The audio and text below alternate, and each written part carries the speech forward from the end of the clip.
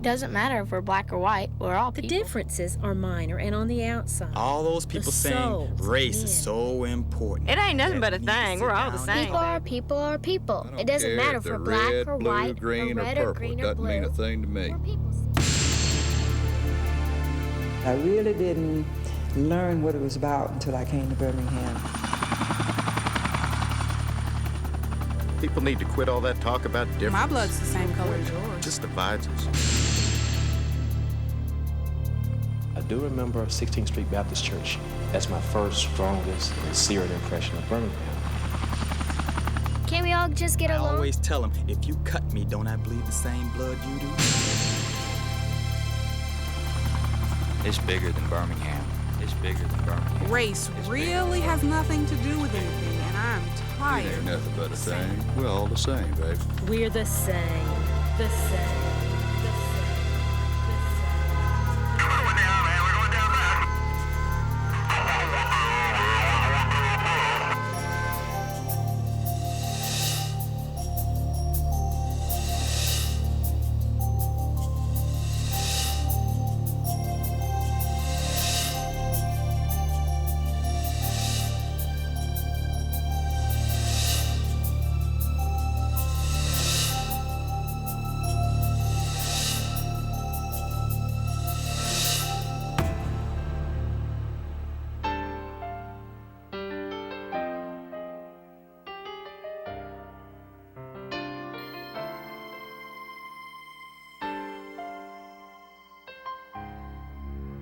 Of course, there are racial differences. I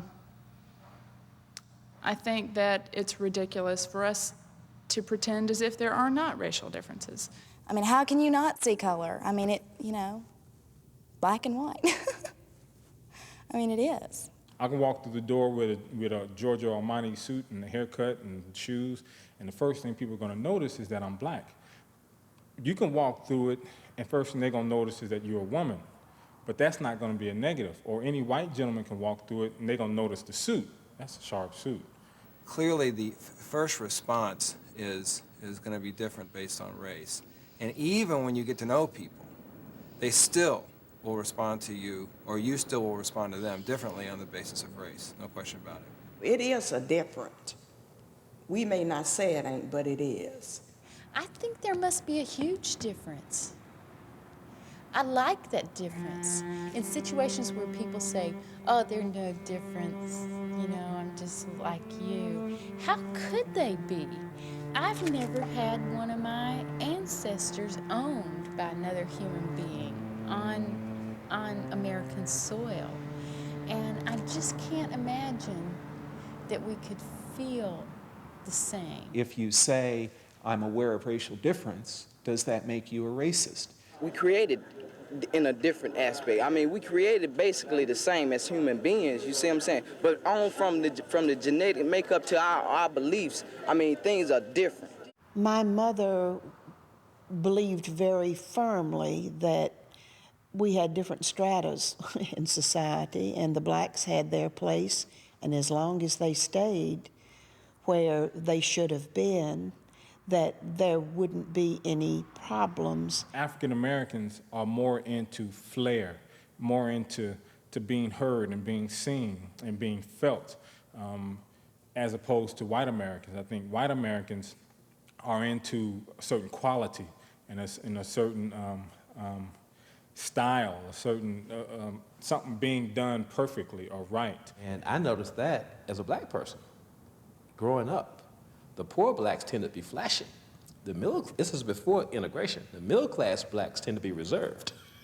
To me, the overwhelming divide is an economic divide. The racial divide is significant, but I think the economic divide is greater. There is a tendency towards the spiciness, the spicy side of life. That's poor. No one has ever said the blues was created by middle-class black professionals. I think time, or timing, is a black thing, it's a white thing. Black people tend to deal more in the kairos kind of time. We know it's coming. The kingdom is coming. When it comes, we don't really care. It's coming. I'll be there around 8 o'clock, around 9 o'clock. White people tend to be more chronos-oriented. I'll be there at 10:10. I'll be there at 9:15. Urban Black dialect is it's very truthful sometimes. It's very straightforward and truthful. They say what they mean right off. They don't play around. They don't go around the corners. And they use words that would not be used in the white community straight out. You know, they would be hidden in the back or whispered. I totally agree more with the black person's vision of beauty than the white person's. I think a voluptuous woman is a lot better than, is more beautiful to me than just a skinny white girl, And I'm jealous of black women. Just have such voluptuous figures, and I'm a stick. And I mean, I've always been jealous of that, and the style and sort of the,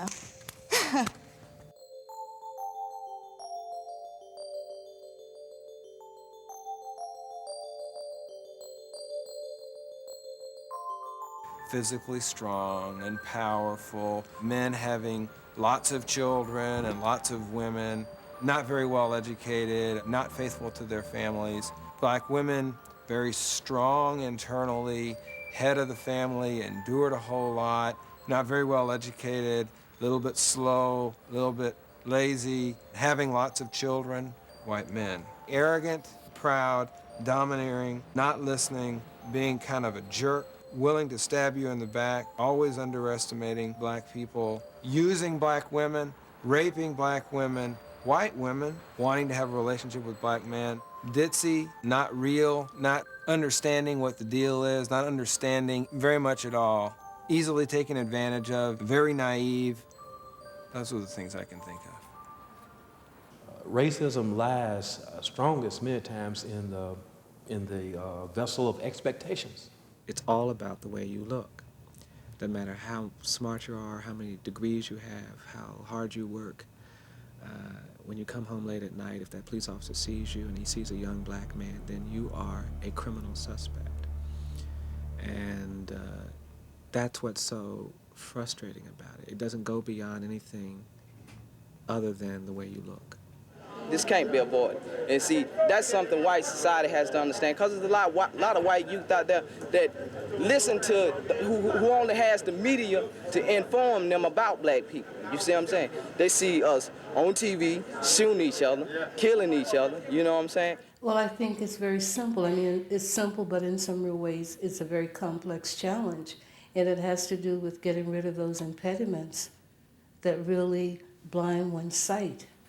And keep a person, a white person, from seeing in a very clear kind of way who a black person is. Not who you say that I am based on stereotypes or myth, but who I am in the blood and the flesh and in the experiences, some of which are very much like who you are. The real human kind of things are really no different. When you really get down to it, you have desires. I have the same desires. I want to get where you are too. And not to be jealous of what you have, or not to even want what you have. Just want the same damn thing, For instance, a black person from Birmingham and a white person from Birmingham taken to Talladega National Forest aren't going to have different experiences with the trees. So that tells me there's nothing racial about human beings' interaction with nature. Now, with human beings' interaction with systems human beings create, yes, the experience is different. I mean, our downtown public library, for example, did not admit blacks until the end of the 1960s. That means that anyone who's 40 years older or more is going to remember when that was an off-limits institution to them. And I can't help but believe that to go as an adult into an institution or a place that was off-limits during one's childhood has got to be a different kind of experience from going into a place that you just grew up assuming was yours to go into. Where I grew up, I could literally live out my entire life without encountering, except an occasional glance at someone white. It was almost as though a curtain had dropped between the two experiences. I mean, there was virtually a disconnect. I feel that Birmingham is more segregated because you have the white people in their own little world and you have black people in their own little world, and they don't integrate at all. I mean, everything is separated, and that just pisses me off.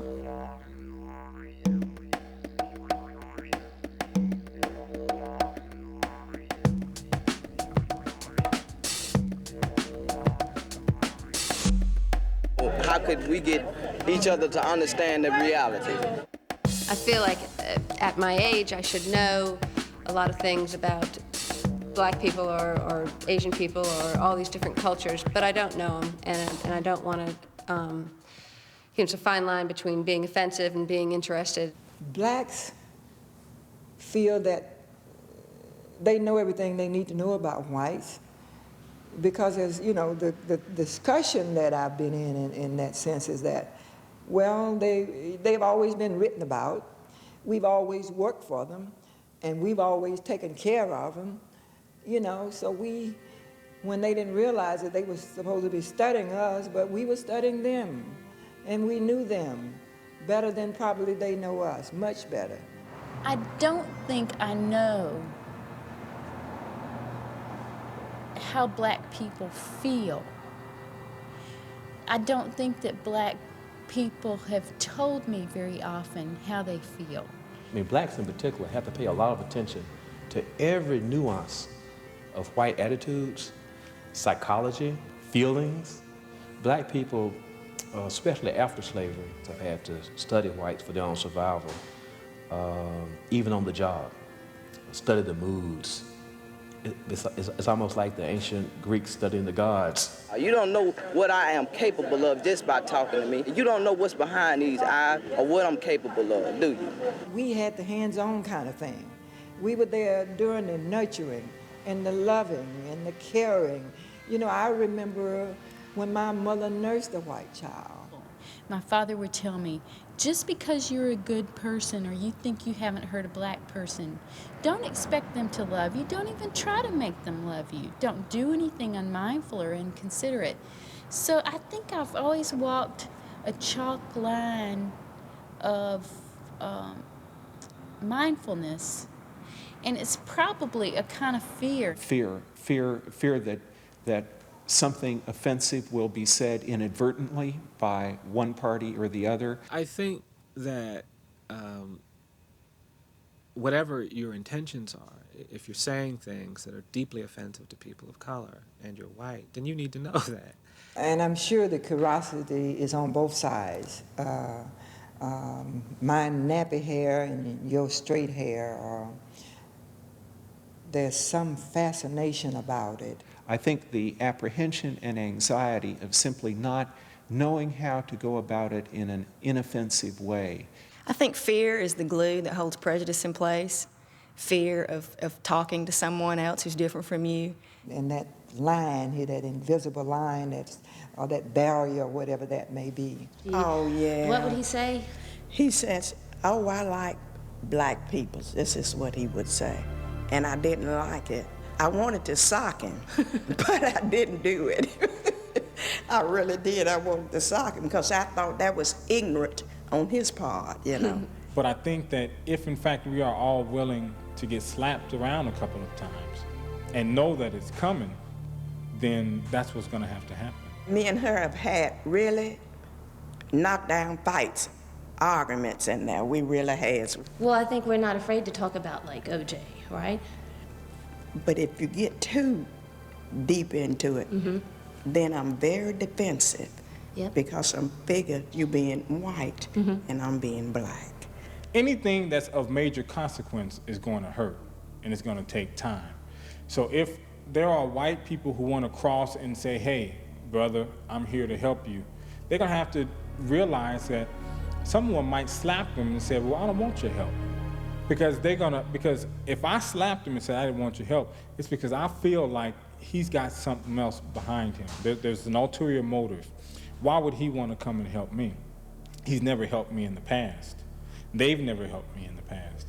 And I'm not going to be the one that they're going to end up killing in the end. Black and white Southerners are the most intimate strangers Blacks and whites both grew up with two sets of books in their heads. One set of books says what you're taught about what's proper and what's customary, what you're supposed to think. And the other set of books is based on your own experience. And the experience book is always overwhelmed, contradicted, filtered by the book that you're taught.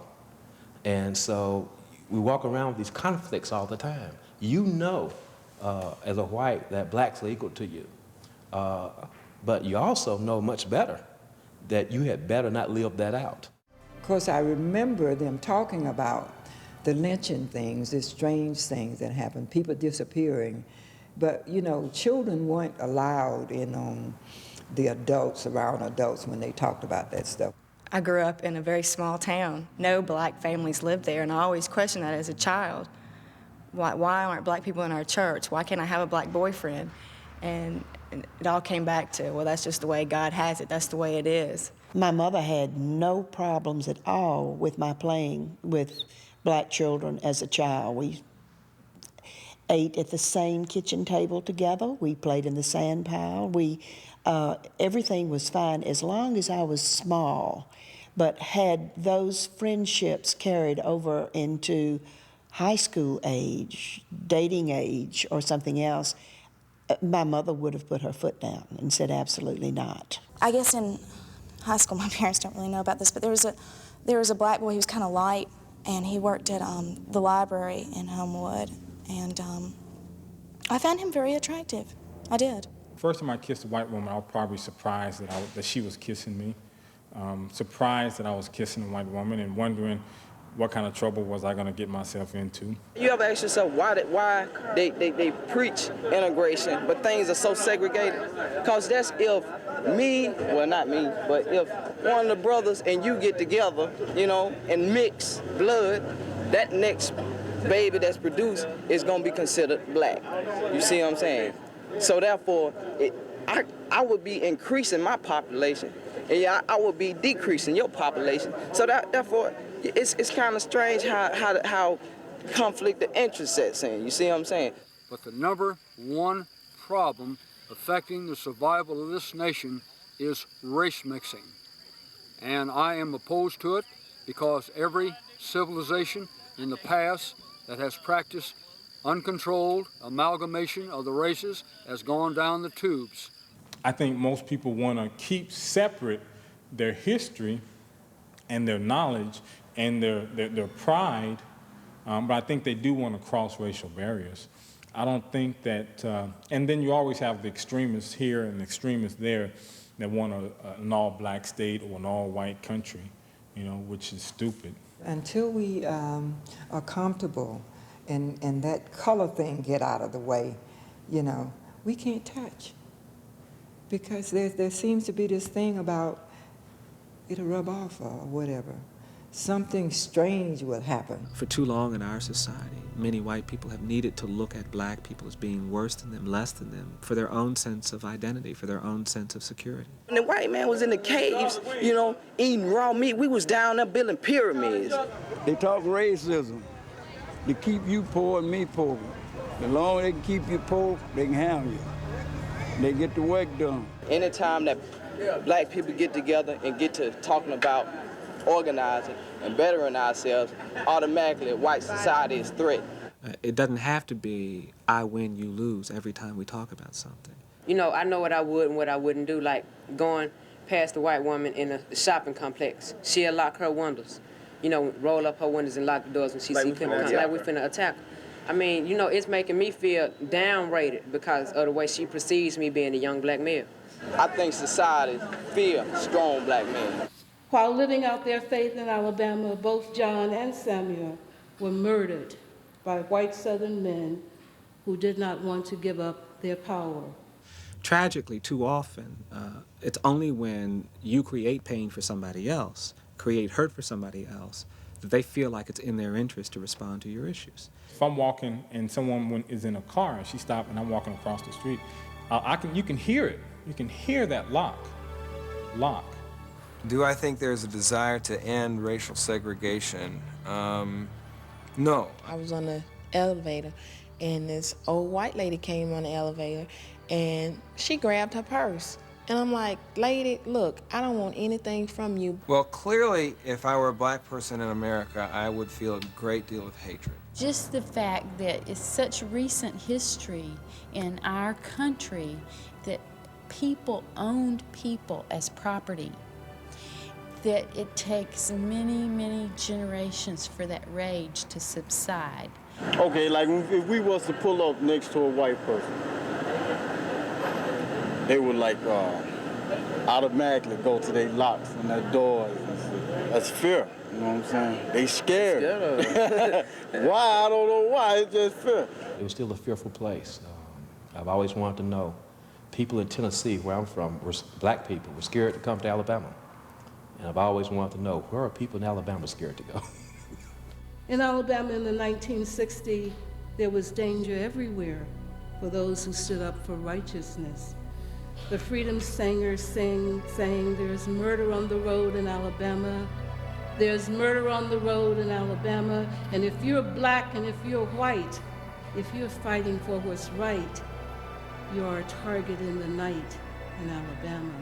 The circumstance will bring out of you the deepest thing that's hidden in you. I still don't understand some things, you know, some things why white people dislike us, you know, because of the color of skin. Now that really sticks in me, but I don't know really how to explain the anger. I really don't. So, because it's so deep inside of me. And sometimes when I see a white person, I cringe. And I don't like to feel that way, but I do.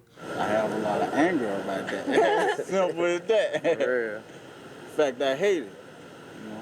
I despair a little bit. I think as economic times get worse, race will continue to be used as a terrible weapon.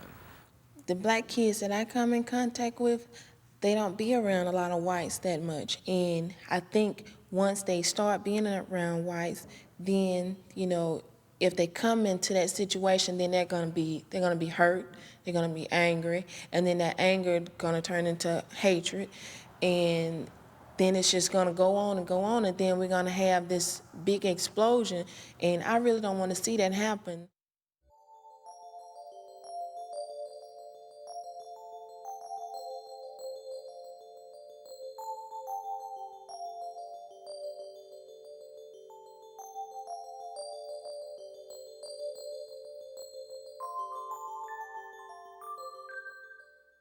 There's got to be more bringing it up from here.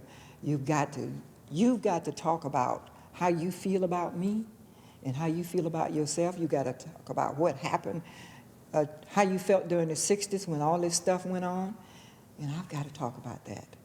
We got to do a lot of explaining and feeling each other out until we get comfortable somewhere where we can touch without the drawing up, the pulling back. You can't control what thoughts go through your head. What you can control is your actions. It is helpful to have a safe place because many of us have had so little experience or have had negative experience, where to point to another's difference is to create conflict or problem rather than to explore an opportunity. We have the intellect and we have the ethical sense to be able to diminish those differences. It's been taught from generations way back, even back in when Pharaoh had the folk down in Egypt. Wasn't nothing but old race relations. We can say we're not prejudiced, we're not racist. We don't understand what black people's problem is today. That was all histories ago. My parents didn't own slaves. But that's our history, and we have to acknowledge that. Without color, it would be boring, I think. I feel like, you know. People say, I wish everybody would be colorblind, but then it would be, I mean, no one would be unique. So I think it's important that we don't say that. We don't say it doesn't matter if you're red, black, green, or blue. It's important that we say, you are black. Let me see what it means to be black. I think what has to be given up is an artificial self. That's really what I'm talking about. An artificial self in place of a more authentic self. And oftentimes we talk about the fact that African Americans were severed from our roots, but the truth of the fact is that ethnicity, white people were severed from serious ethnicity, and so that there's a cultural void in the very souls of white people. And so that I think that one has to give up the artificiality of that construction, because what is white? You know, so one has to give up that in order to claim a self.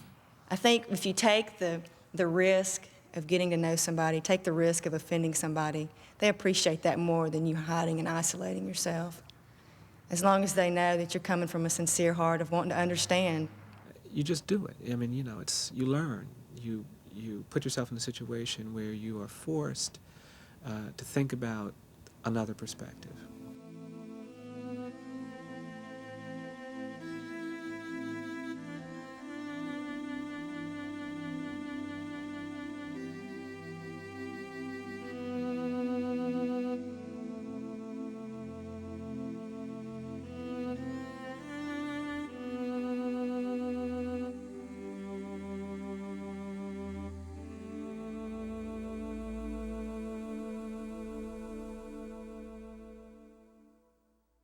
Remember that it doesn't matter how good you are, there's always going to be somebody that's just as good or even better. Don't shy away from that. Don't be afraid of that. Life ain't about being pretty, you know. Life is about honesty and love. A child do what he's taught to do. He love who you tell him to love. He eat what you tell him is right to eat. He go where you tell him it's good to go, and that's it. Jesse can talk about the Rainbow Coalition all he wants, and he can call America a fruit salad or a melting pot, or he can call it whatever he wants to. If we don't step outside ourselves and examine our neighbors and talk to our neighbors and understand who they are, we'll never have that. And I'm not saying we have to give up anything to do that.